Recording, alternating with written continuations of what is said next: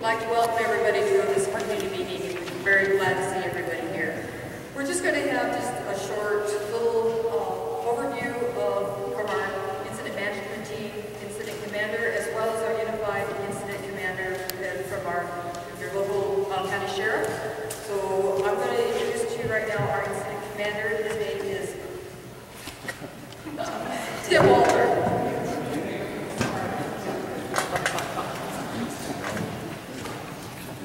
Good evening, everybody. Can you hear me okay? Like Cass said, my name is Tim Walter. I am the incident commander for the U.S. Forest Service assigned to this event. My role is kind of oversee this thing from the Forest Service standpoint, try to pull everybody together. We are managing this with a unified command team with Sheriff Henson, Montana Highway Patrol, Montana Fish and Wildlife Parks, game wardens, along with the local and state health and human services for people. So there's a lot going on here. From my standpoint, things are going pretty smoothly so far. We've got probably 1,500, maybe 2,000 people up at the site. No major issues today. People are working cooperatively with us. We started this process several months ago, working with some of the Montana organizers who were interested in improving the relationship with the Forest Service and trying to come to some understandings on how we can manage this event to be a positive experience for people attending the gathering, as well as the Forest Service and all the other entities involved.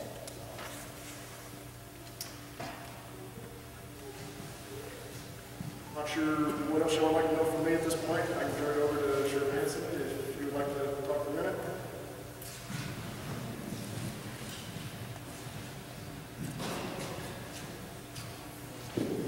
Can everybody hear me?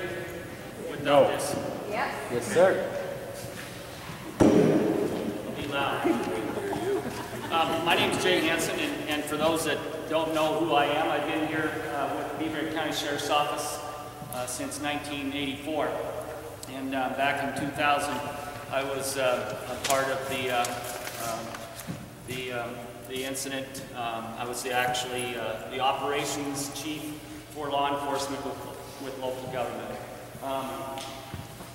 Kind of had a change in roles this time because I ended up being your sheriff for the last 6 years, and that leaves me here as the incident commander for local government.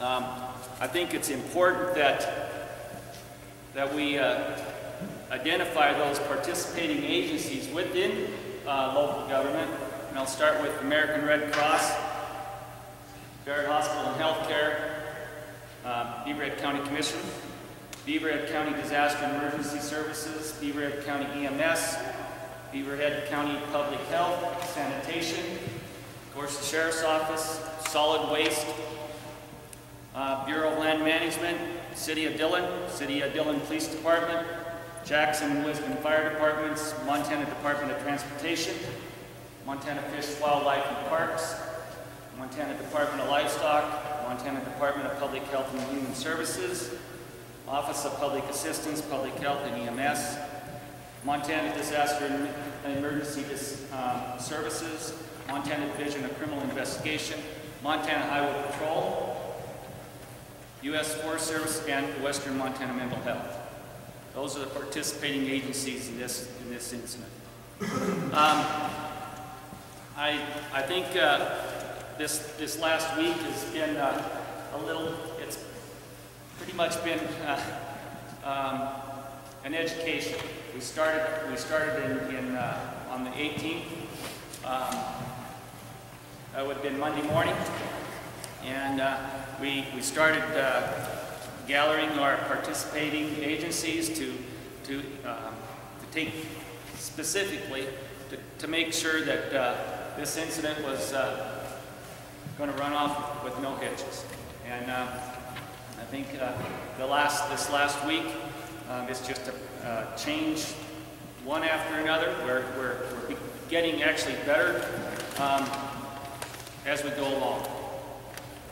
The issues that we've seen so far in the last 7 days are issues with traffic going in and out of Big Hole, incidences inside the site. We've had a couple, at least 3 assaults that we had to investigate. And of course, we've had some issues with sexual violent offenders that haven't registered, but we've taken care of that. We've had some domestic violence. We had 3 out-of-state warrants that we served. All 3 of them came out of Oregon. We've taken care of that.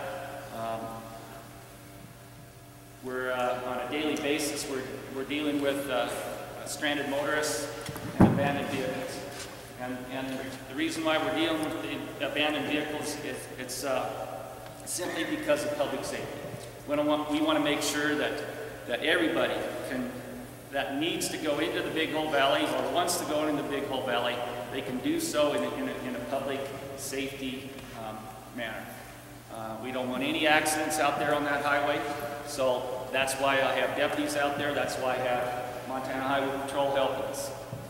We're just trying to make everything work well, so everybody, I guess, no one gets hurt, and we're all safe. Any questions for me?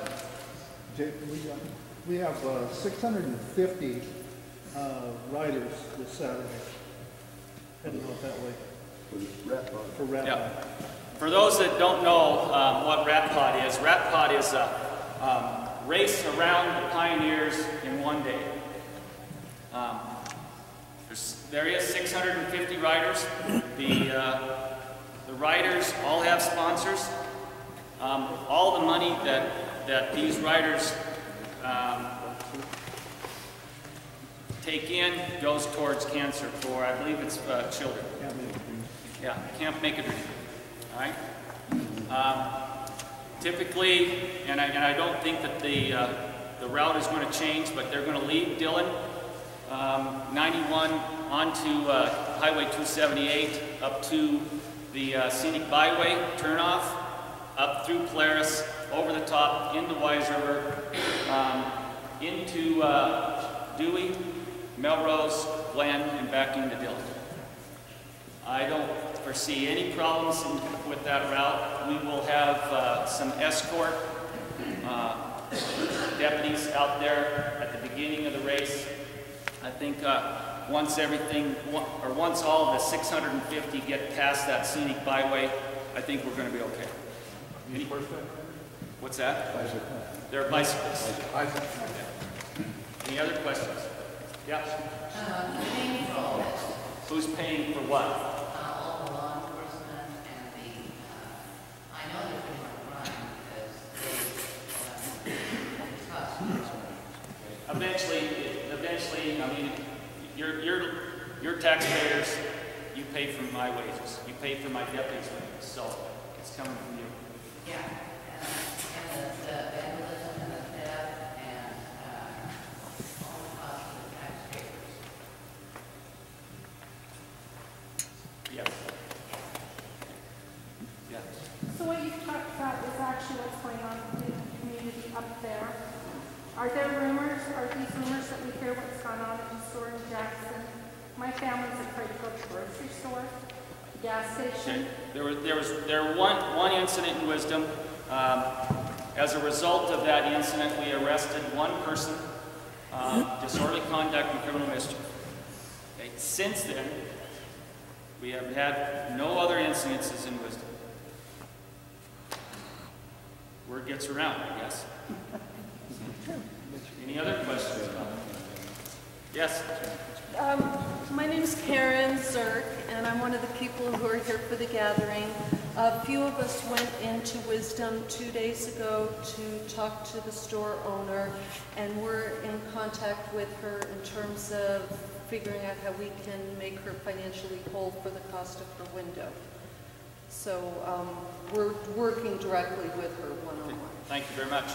As a result of the person's arrest, she is going to be required in some way to make that window good. And if she can have the benefit of your help, it'll be, you know, I don't care how it gets fixed, I just want it fixed. Okay, thank you. Any other questions? Yes? Are the rumors true about someone getting their head bashed in the back? If the rumor about someone getting their head bashed in with a baseball bat are true, because I've heard that story several times. I'm not going to divulge anything on the investigation, but 2 individuals came out of the site with head injury. Another one came out of the site early this morning with injuries, but he has since left the hospital and he's back up at the site. The 2 individuals that were assaulted earlier in the week, one was life flighted to Missoula, the other one was transported to Butte. Yes? Could you comment on anything, any incidents in town? Just to lay rumors or truths of what you hear? Well, You talked about what's happening in town. okay. I am not the chief law enforcement officer for the city of Dillon, but I'll let Paul Kraft take a stab at that if he wants to talk about it now or maybe later, or is there any other questions of me? Are there any projections for what kind of traffic you will have this weekend? I think you'll get a big round. I think by the end of this week, we're going to see a lot more traffic, and our job in that particular case, number one is public safety on that road, along with highway patrol. I think we're got a pretty good handle on it. The rat pod is I think we got that taken care of. I don't see. I think that by the weekend, I think we're going to pick up with some traffic flow, and the numbers are going to increase there at Saginaw.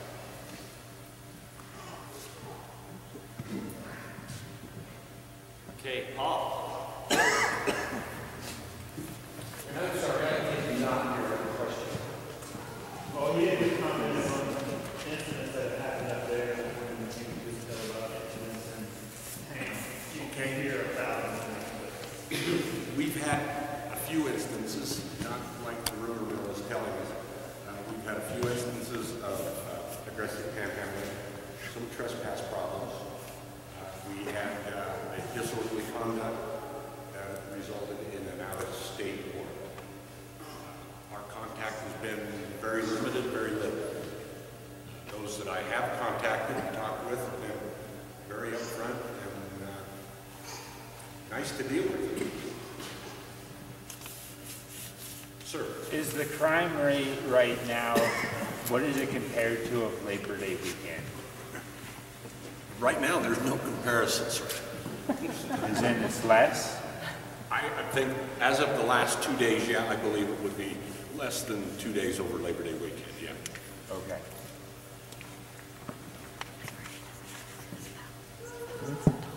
We are, as we head into the weekend, because of the amount of individuals that are in town, like Jay alluded to, we've got the rat pod that's coming into town. We also have the June Jubilee downtown, which will bring a lot of people out. We're going to put on an extra shift, an 8-hour shift, and we've been working with our budget, and we're going to be able, the City of Dillon Police Department is going to be able to work well within the confines of its existing budget. So there's going to be emergency sales tax for a month that the residents are going to be expected to pay. Please pay for the operating center. An emergency sales tax?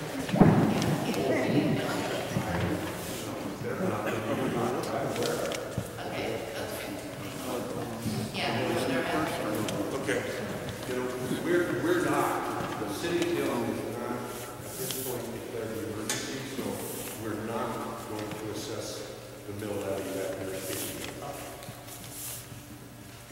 Yeah, hi Paul. So I'm wondering if I could ask you to dispel or confirm certain rumors. Okay. Okay?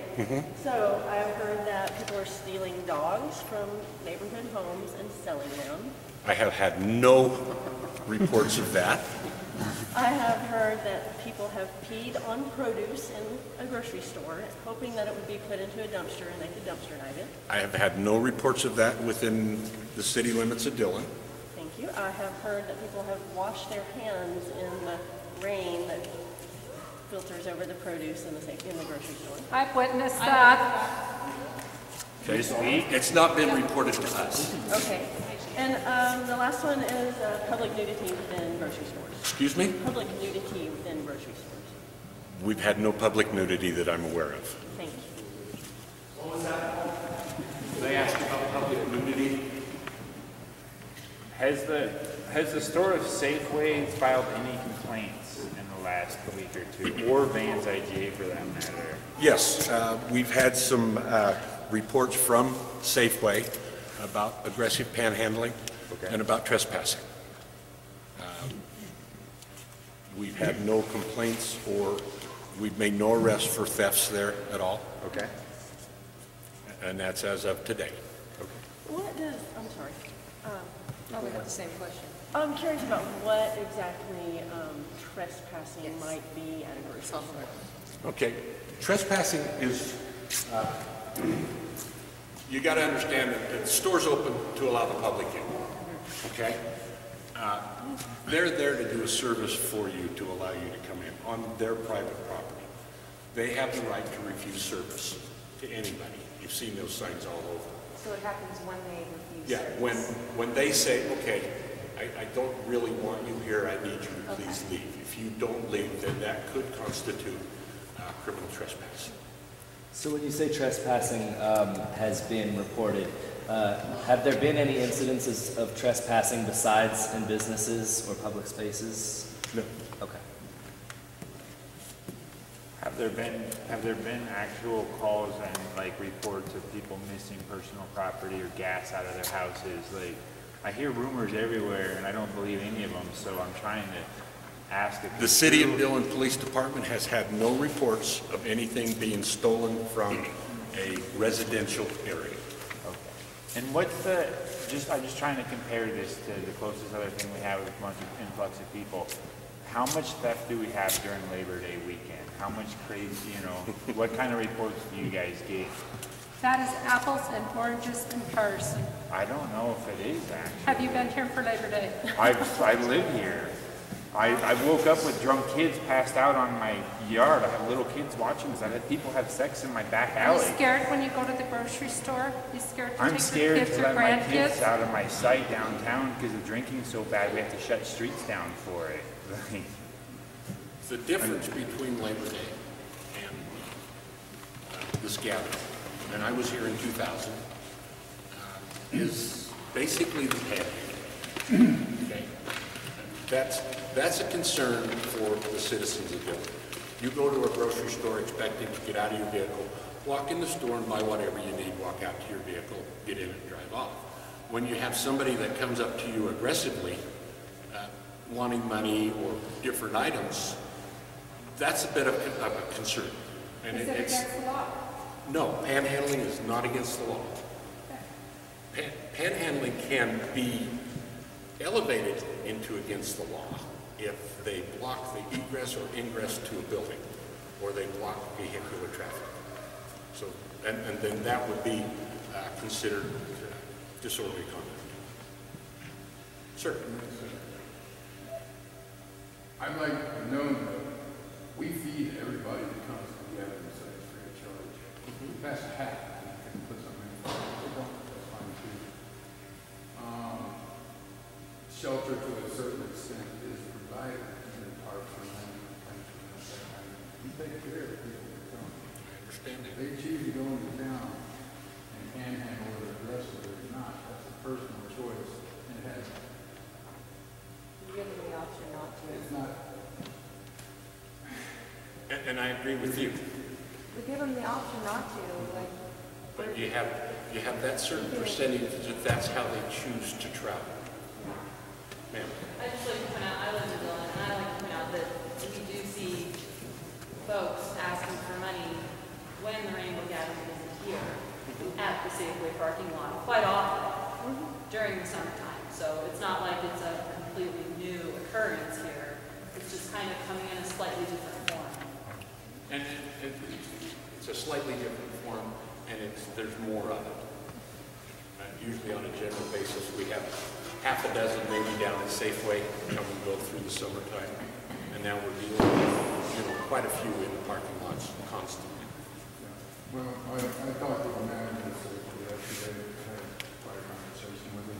He probably, I was there a couple $100 but he didn't think that there was any real massive, there was some groups of people even try to take some sandwiches and they got them and they gave the sandwiches back when they told them they did. Okay. And I know it's not perfect little, and I'm sorry that some things that are happening are happening. I appreciate that.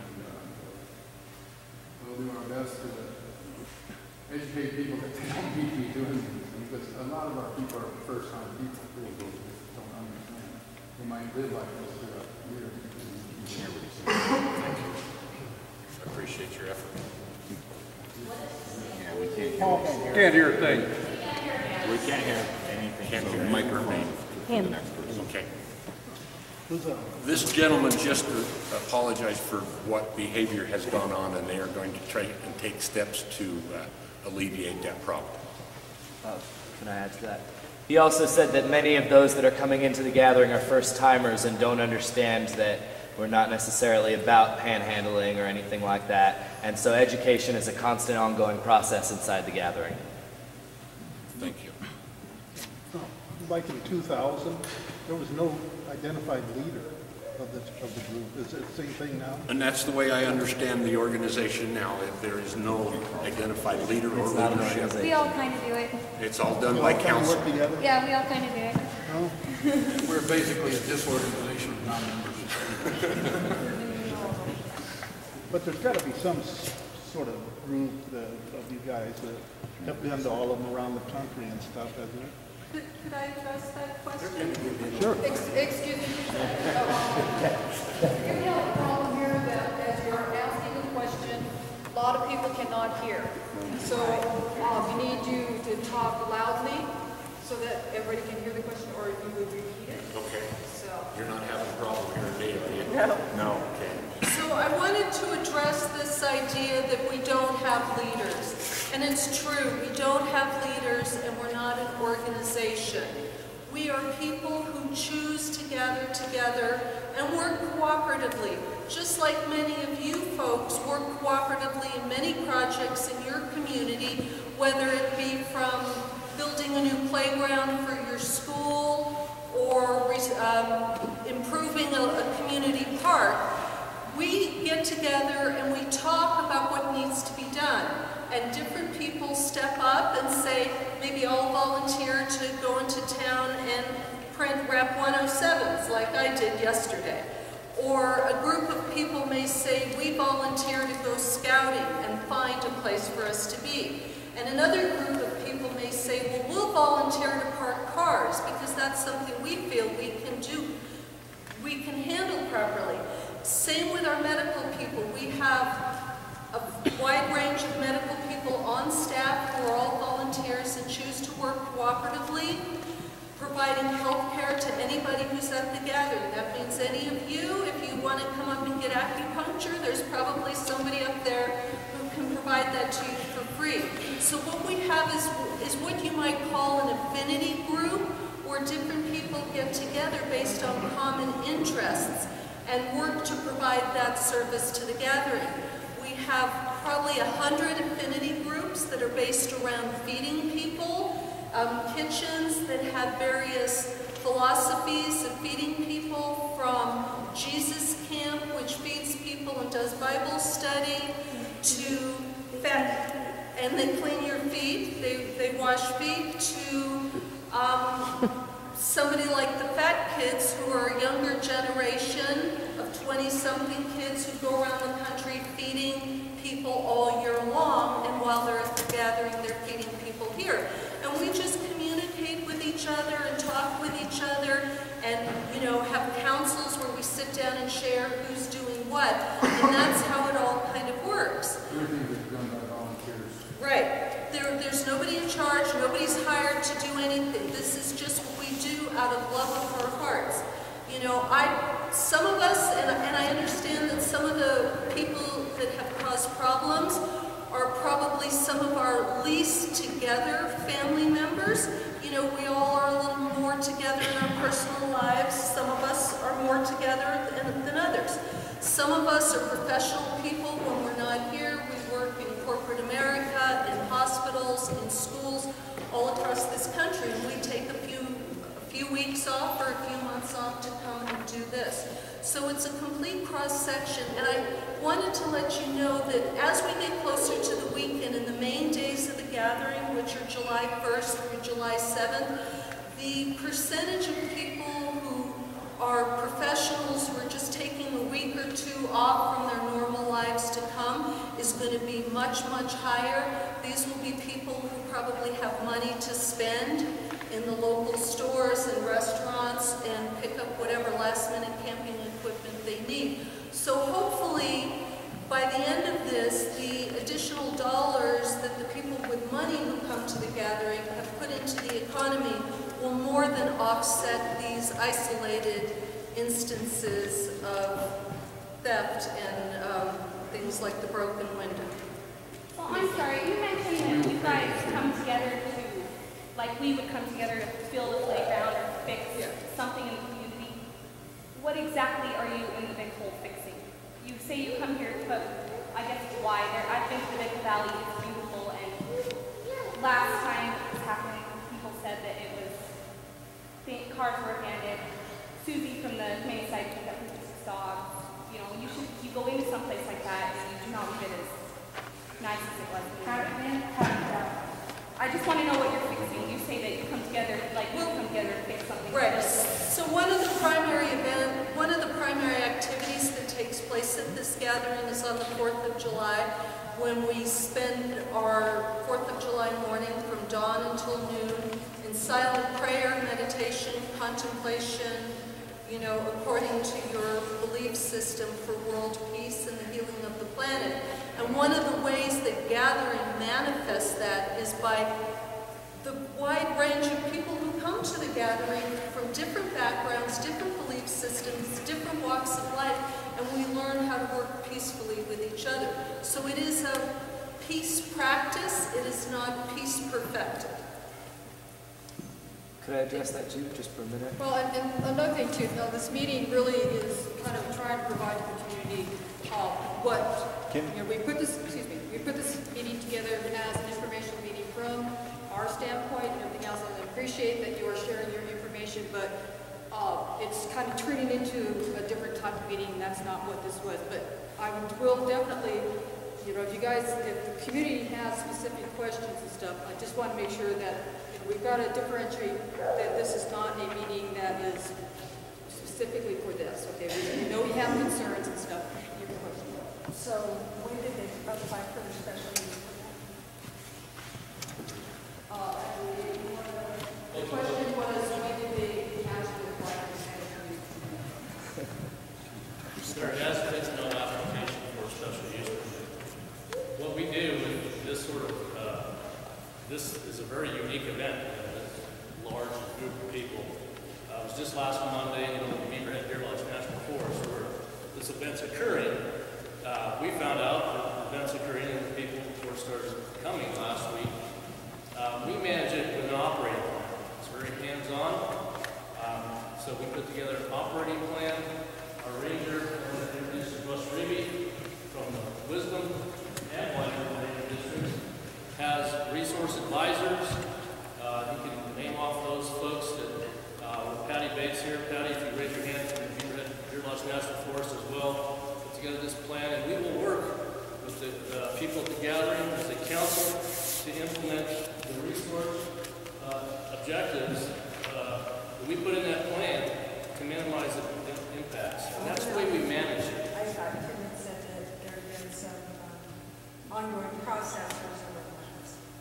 Ongoing what? Process for several months. We've been communicating with some of the organizers from Montana for several months. Part of that process was to try to find possible sites that they were interested in, met their needs, but also addressed Forest Service concerns. They were trying to stay away from site locations with threatened endangered species, site locations with user conflicts. So that's the process we've been working through, is trying to help them locate a site that would meet their needs and meet the Forest Service concerns for public safety and resources. So Russ Reedy, you need a specialist that work on this. We'll check in and out, work with gathering people. It's informal yet it's organized enough to minimize resource impacts. So for this national event, there's a national team that's formed. Kim Walters is the federal incident commander for that national team. Patty Bates is also on the national team. She happens to also be our staff officer on the Deer Lodge Force. Under Patty's direction in the resources and planning aspect of this national team, we provide resource advisors that are site-specific resource specialists. We have an outdoor recreation planner that is assigned as the primary resource advisor for this event, and he works then directly on scene to make sure that the camps are located outside of riparian areas, that he works with the other county entities, the county health and safety people that are assigned to the incident as well, to ensure that notifications are made for food storage, for in fact the water up there is tested and is indeed positive for E. coli viruses and the like. So just to inform the public land users then that this is the situation, and this is part of the operating plan, if you will. Sanitation is obviously an issue. The gatherer participants are providing the dumpster services up there to gather up the debris. My understanding is, in working with my resource advisor, that's the primary lead, as this thing ramps up, we'll put more people into that resource advisory role to assure that there's protection of the natural resources out there. What kind of... Oh, Larry Yeager, I'm on the ranch on 278, and I can see the employees driving. But you kind of answered my question. What I was looking at was, what kind of pre-arrangements for infrastructure, bathrooms, water, now I didn't understand what you said about the stream that was contaminated with E. coli. Right. The county health and sanitation people have been actively engaged since early last week, testing the water supplies out there and informing the people out there that they need to boil their water and they can't just use it directly from the stream, or they run a risk of. So the Forest Service has dumpsters in place. They have. We don't have. The Rainbow family provides their own dumpster service. It's relevant if you're at all familiar with the way the incident management team runs a fire camp. It's a different environment. The Forest Service is not providing those goods and services. We're not providing porta potties. It's up to the family then to decide on how those latrine systems will be set up and established. Basically, it's one for every 100 people. It's a hand-dug latrine. It has to be a certain distance from live water. It has to be treated a certain way with lime and composting materials. So, that's part of their deal as a using body of the natural resources. One thing I have to say is, let these people treat us like we would treat them. If they do, we'll get along fine. But when they run against us and all, people in Montana are a little different than people in New York. If they push us, we're going to push. I'm not trying to cite those people, but just treat us with respect. We'll treat you. Correct. I want to know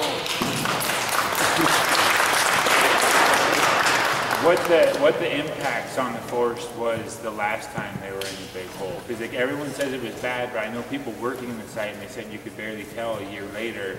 I want to know from the Forest Service dependent what you guys feel. Obviously, anytime you congregated a lot of people or animals in one location, you're going to have compaction of soil. soil compaction will go away through time. Now, obviously, it's a livestock grazing allotment, so, you know, what do cattle graze on? They graze on a renewable resource, grass. Okay, so, you know, there's obviously an inconvenience to the grazing permit team up there right now in terms of its rotational strategy for those pastures we use. We really want to make sure we maintain vegetation along stream banks. Those water courses are important. There isn't any cutthroat habitat within those particular side drainages that the rainbow family gathering is occurring in. In the past, those streams have been monitored both pre and post event and have recovered at a natural rate, whatever near natural rate would be. You know, vegetation comes back. Our primary concern is the safety of our public users, whether they be visitors going through the sites or the rainbow gathering itself. Yes, sir. I've had the privilege of talking to Harold Peterson both 2 weeks ago and 13 years ago, before and after we gathered. And many of the foresters that were part of the team are still in wisdom. And they've all given us the blessing of they felt like we cleaned it up as good as it ever was.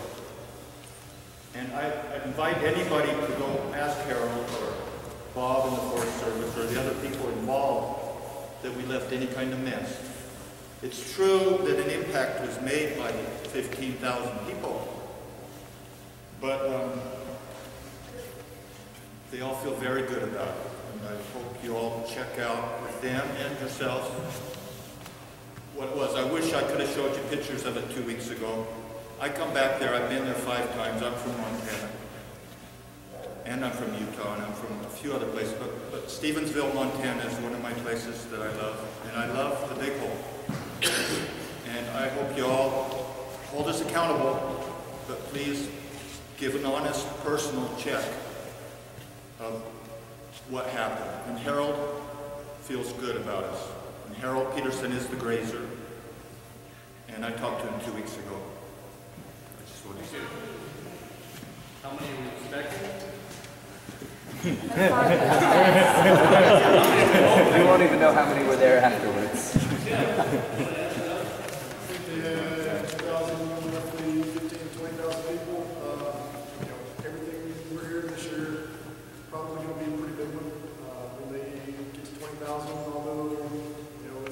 Slow leading into it so far. It's hard to say.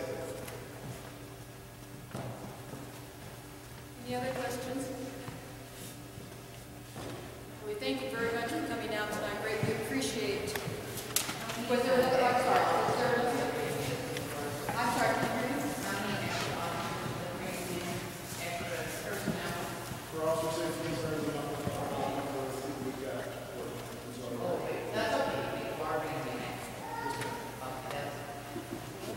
what's the Forest Service budget for law enforcement, etc.? There's a bill out that forest sale and forest fire to the critical family. How much is that? What was that question? We wanted to know what was the budget for the Forest Service to oversee this gathering, and Tim indicated that it was $400,000. Secondly, there was indication that it was going to be over by Deer Lodge. For some reason, late in the game, it changed the figurehead. I've heard a couple stories about why that happened. So over by Racetrack Campground here in Deer Lodge, that was where they held their spring council. The spring council is a group of individuals who want to convene and decide on where the annual gathering is going to be. That's what that was. From everything I've heard, they were never considering that location near Deer Lodge as the annual gathering site. Does that make sense? Was the Forest Service, you were saying that you've been talking with them for a couple weeks about, different sites in Montana that would and would not work. Were you guys part of the decision to bring it back to the Big Hole? No, sir. The decision is, entirely theirs. We provided the information they requested. They, like I said earlier, they were looking to try to pick sites away from threatened and endangered species, core grizzly bear habitat, those sorts of things. We provided the information to them, but the decision on where to go was entirely theirs. Yes.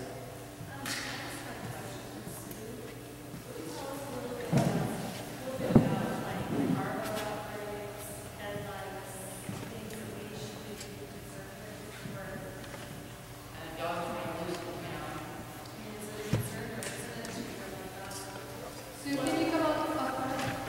Most of you know Sue is public health nurse. I didn't think guys could have any questions.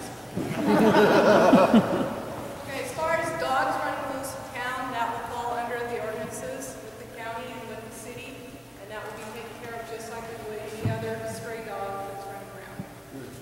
Okay? As far as parvo, we've had some discussions regarding that. Parvo is a disease that affects dogs only, it doesn't transmit to humans, it doesn't transmit to cats. Wolf?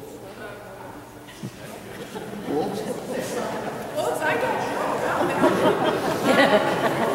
It's not a concern if your dogs have been vaccinated, but our question to us was, would the people who went up into the gathering because of the droppings from the dogs get it on their feet, and could they transmit it back to their home? And yeah, you could. That could happen, and it is pretty contagious. So we have talked with law enforcement and other people going up the gathering that we advise you just to take your shoes off or wash them with a bleach solution, which I don't think too many people want to do that, but before you enter the house with your dogs. Yes. I would also like to mention that there is a group of people out there that are currently gathering money funds for the puppies that are out there to give them parvo shots. We're trying to avoid parvo.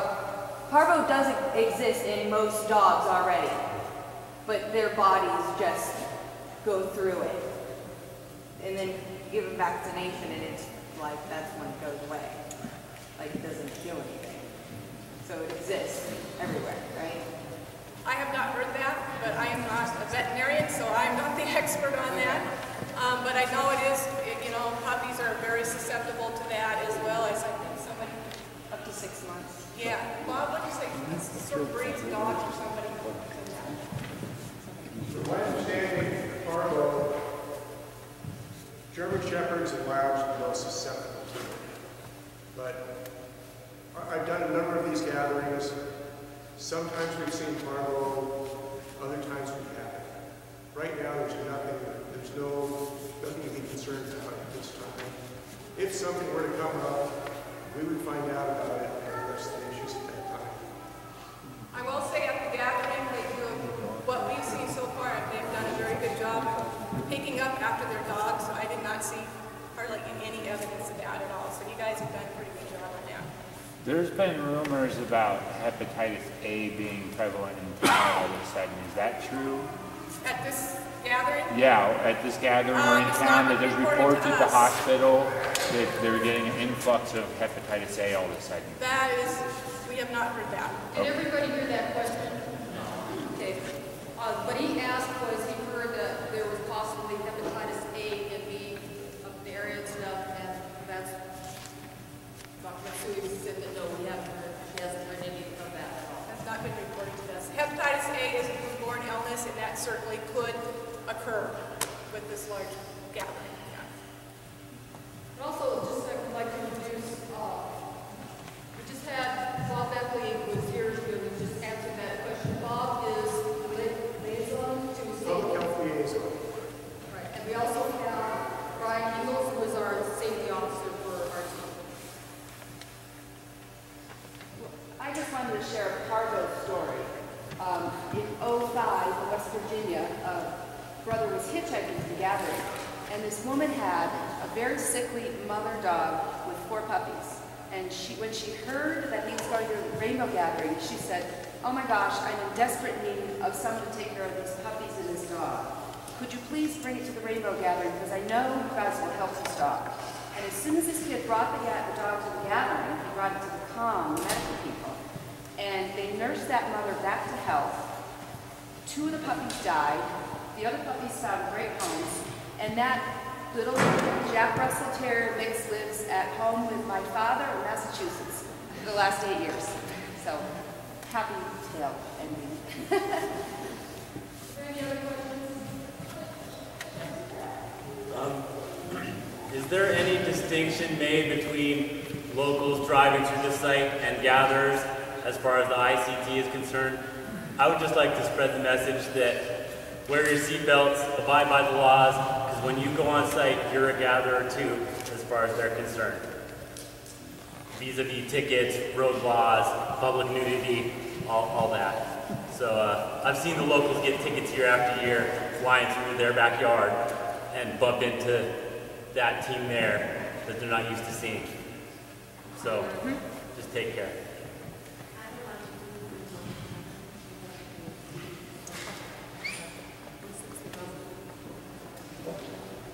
The question is, if she were to go camping, she would have to pay a fee, is that correct? That's in most of our developed campgrounds. This site is not in a developed campground. It's what we would call a dispersed area, it's a confined area. So, there's still 16-day limits. But there's a lot of different groups of people behind it.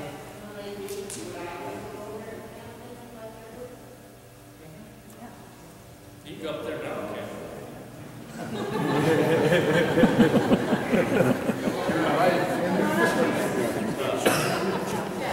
Citizen Dylan and good better than jerk.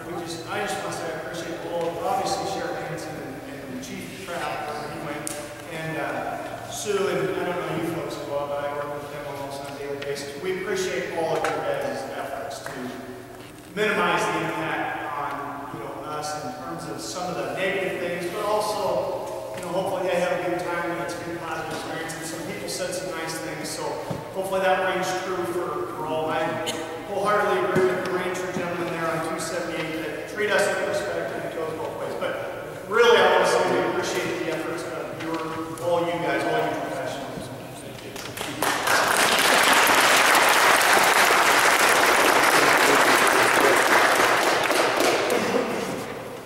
Yeah, just one last question. Where'd that guy go? When you come up there to visit, is there a certain place you go, or how do you do that? You can go anywhere you want. You can just meander in there and walk around and go anywhere Take you it in. Yeah, come to info, we'll tell you all about it. do what? Come to info. There's an information booth. And we'll tell you all about And I have maps here of the basic gathering layout if anybody wants to get it. We have crews that will direct you to where to park and go in. Here, let me just pass it down. As the gathering progresses, we'll be putting together a map of the whole gathering site. That'll tell you where the different kitchens The Rainbow Gathering is a very difficult and complicated thing to understand, especially if you've never done it. I recommend that if any of you are curious or intimidated or anything like that, drive in, maybe camp overnight, visit some of the various camps and kitchens and see what it's all about, because it's really hard to explain in an elementary school setting. We have, you might walk down the trail and be offered pancakes and coffee by somebody and given a hug by somebody else and told a joke or played a song by somebody else. It's a really crazy, interesting, uplifting experience for a lot of people. Also, one more thing is that there's been an independent newspaper called The Always Free that has lots of articles about the Rainbow Gathering, and I happen to have brought about 25 copies. They're in my car right outside in the parking lot. If any of you are interested in seeing what kind of stuff Rainbows like to publish, I'll be out there with a few copies. I can give you some. You have a website? Lots of websites. But, you just Google? Oh, yes. And if you're in a gathering and you find yourself in a spot that you don't really agree with, walk on down the trail, there'll be something else happening right down the way. I'd like to address the gentleman's question, but first I'd like to introduce myself. I was the one who was entertaining at the beginning. My professional name is Henry the Fiddler, and my first Rainbow Gathering was at Choteau, Montana in 1976. So I've been doing this for almost 40 years. We've always said from the very beginning, 42 years ago, our first gathering was in Colorado in 1972, that anybody who has a belly button is a rainbow. So we invite everybody on planet Earth, and we had a gathering in West Virginia, and just about half the town came out and really enjoyed gathering with us. And we don't make a distinction between us and them. People are people, and we'd love to have you all come out, and your neighbors, and kids, and friends, and relatives. The main thing I want to say to you all is this. We might look a little, some of us might look a little different, but inside we're all the same, you know, skin, teeth, hair, bones. You know, we all have different ways of thinking. And a lot of our people are, some of them are young, or just like any young people. When people are young, they sometimes are still learning. And some people like to drink alcohol. And we don't invite people to come to the gathering and drink alcohol. As a matter of fact, we don't invite them to come to the gathering with drugs. We invite people to come without alcohol, without drugs. It's supposed to be an alcohol-free event. But we have no police force at the Rainbow Gathering that says, you have to leave because you brought alcohol. And typically, and unfortunately, people who come to the Rainbow Gathering, a small percentage, happen to camp at our front gate. Why? Because that's the first place they come, and so that's where the alcohol gets brought and typically consumed. As you go into the gathering, typically the alcohol is not there. But unfortunately, sometimes a very small group of people can give an event a bad name, and you might get a wrong impression. If you come to the Rainbow Gathering and you see a few people getting drunk, drinking alcohol, carrying on, at the very beginning, just walk on past and walk into our gathering and leave that behind you. And, you know, I'm sure you won't see any more after you get into the gathering and all that is left behind. So that's what I have to say. You're all welcome. You're all invited. Thank you. So we're at 7 o'clock, and if you don't have any other concerns that you would like to have addressed, we can go ahead and let you guys go home. Is there any questions or any other, everybody? Okay? Thank you guys so much. We appreciate you guys coming tonight. Thank you. We'd be glad.